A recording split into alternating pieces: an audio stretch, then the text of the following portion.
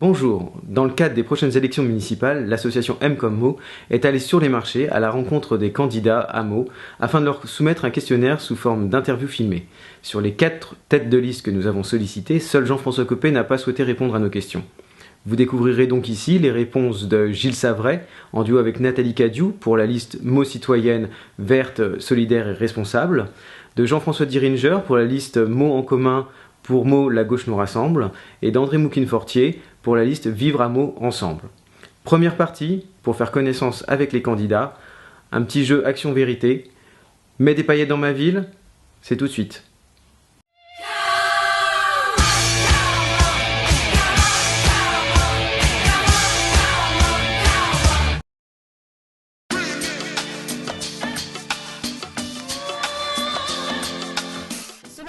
Avec nous de la liste Mo citoyenne, verte, solidaire et responsable, nous avons honneur aux dames Nathalie Cadiou et Gilles Savray.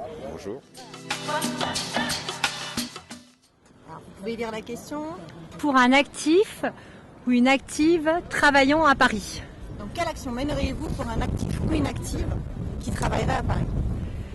Alors, j'améliorerai l'accès, les transports en commun, le parcours des bus et les temps d'attente pour aller à la gare, de telle sorte que les gens n'aient plus du tout envie de prendre leur voiture pour aller à la gare, tellement ça serait fluide, accessible, et comme ça ils ne mettraient pas des heures à trouver un parking. Et le soir, sans parler le soir où on doit attendre pendant plusieurs heures pour pouvoir sortir du parking. Voilà ce que je ferai.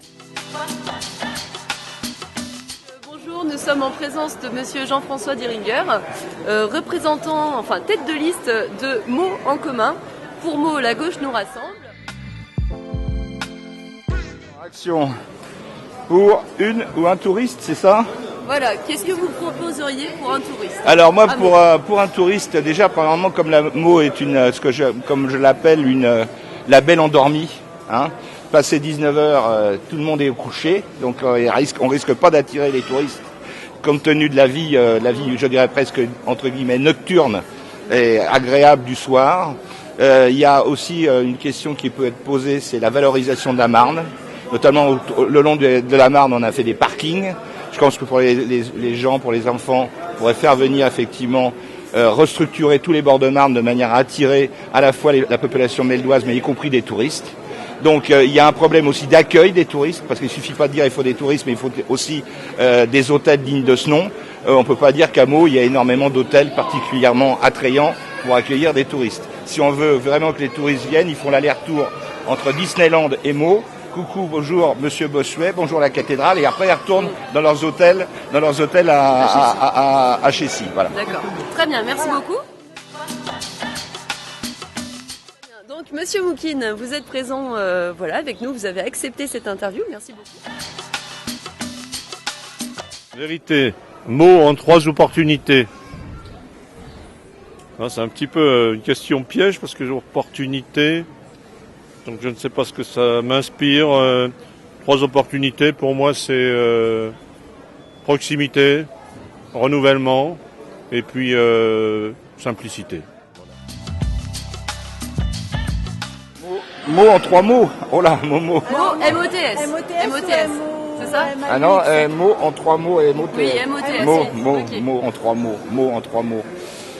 Ouais, c'est un peu compliqué ça, Mo en 3 mots. Mo en 3 mots, c'est histoire, c'est population et c'est pollution. Voilà. Action. Pour une infirmière travaillant à l'hôpital de Mo, point d'interrogation. Donc une action concrète à mener. Oui, voilà. Tout à fait. Donc l'hôpital de Mo, c'est un sujet phare de la campagne électorale. C'est un dossier malheureusement sur lequel on a pris beaucoup de retard. Je prends souvent la comparaison avec l'hôpital de Melun ou l'hôpital de Lagny, l'hôpital de Melun vient d'être inauguré en grande pompe. Nous, l'hôpital de Mo, il est seulement au début du commencement de sa reconstruction, modernisation. Donc nous avons 10 ou 20 ans de retard, ce qui fait qu'aujourd'hui nous sommes confrontés à de multiples difficultés, tant au niveau des locaux que du recrutement. Et c'est pour la mairie de Mo un dossier prioritaire.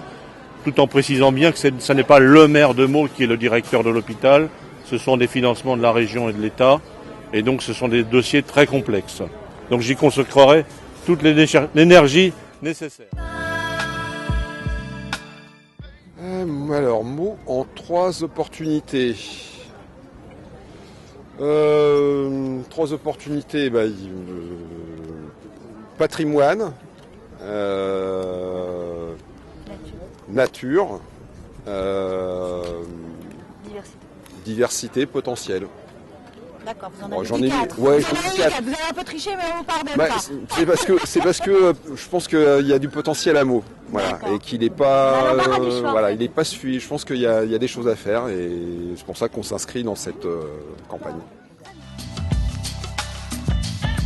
Vérité, Meaux en 3 menaces. Alors 3 menaces, oui, c'est curieux, hein, je dois vous dire que votre rédaction m'interpelle un peu. 3 menaces pour Meaux.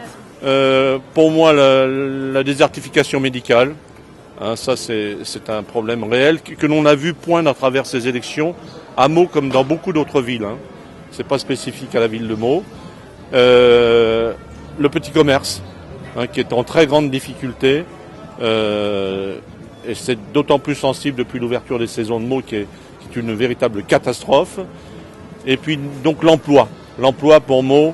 Pour moi, à Meaux, c'est pareil, le bilan du maire sortant est catastrophique. Hein. L'immense majorité des habitants de Meaux sont obligés de prendre les transports en commun ou de se déplacer sur le Val d'Europe ou sur le Grand Roissy ou sur la région parisienne. Et le dernier exemple en date, donc c'est le départ du Crédit Agricole, qui avait son siège à avenue Fosse depuis des décennies, et donc qui quitte Meaux pour aller donc tout simplement en Val d'Europe, à Séris, et ce sont 350 emplois qui vont disparaître. Meaux en 3 mots, voilà. Beauté. C'est une très belle ville, c'est pour ça que je suis venue m'installer à Meaux. Je suis pas née à Meaux, mais c'est ça qui m'a attirée. Naturalité, quand même. Et potentialité énorme, culturelle. Eh ben écoutez, c'est bon. Sociaux. Pour un chômeur de longue durée, oh là c'est compliqué. Alors, pour un chômeur de longue durée, surtout qui habite à Meaux, je suppose, dans mon programme, pour ce qui me concerne, c'est que j'ai une ambition, c'est de faire mes meilleurs efforts auprès de tous les pouvoirs publics, que ce soit le ministère des Transports, des infrastructures routières, et notamment tout ce qui touche à la région, de faire en sorte que le péage de Foutevroult soit supprimé, de manière à désenclaver la ville de Meaux de manière économique.